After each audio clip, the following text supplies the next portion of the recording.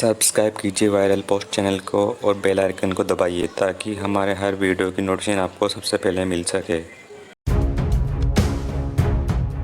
भारत में भले ही कोरोना की दूसरी लहर धीरे धीरे कम होती जा रही है, लेकिन तीसरी लहर का खतरा लगातार बढ़ता जा रहा है।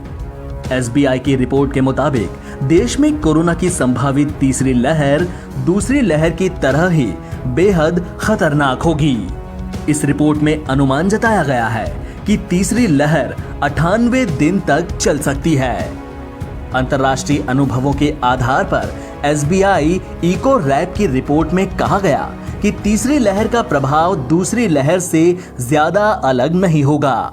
इस रिपोर्ट में ये बताया गया है कि कोरोना से निपटने के लिए बेहतर तैयारी करके तीसरी लहर में मौतों को कम किया जा सकता है।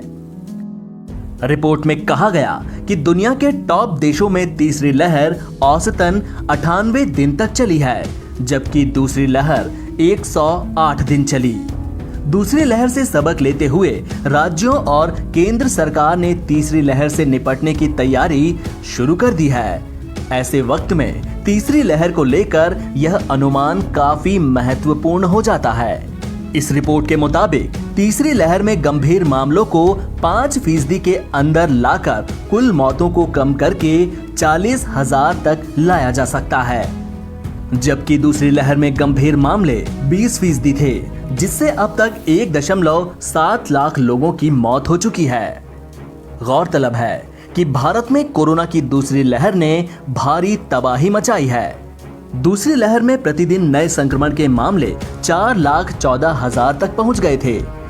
अकेले मई के महीने में कोरोना के 90,03,000 नए मामले रिपोर्ट हुए। एक महीने में इतने ज्यादा नए कोरोना के केस अब तक किसी भी देश में नहीं रिपोर्ट किए गए।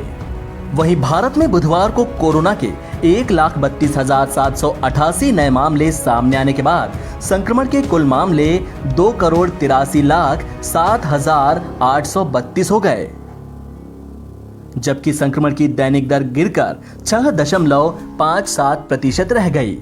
स्वास्थ्य मंत्रालय के आंकड़ों के मुताबिक इस महामारी से 3,207 और लोगों की जान चली गई और इसके साथ ही मृतकों की कुल संख्या 3,35,102 हो गई। भारत में अब तक 12% से ज्यादा आबादी को कोरोना वैक्सीन की कम से कम एक डोज लग चुकी है, जबकि 3.27% लोगों को दोनों डोज दी जा चुकी है। दूसरी लहर से सबक लेते हुए सरकार आने वाले महीनों में हर दिन कम से कम 1 करोड़ लोगों को वैक्सीनेशन का लक्ष्य लेकर चल रही है। एनबीटी ऑनलाइन की रिपोर्ट।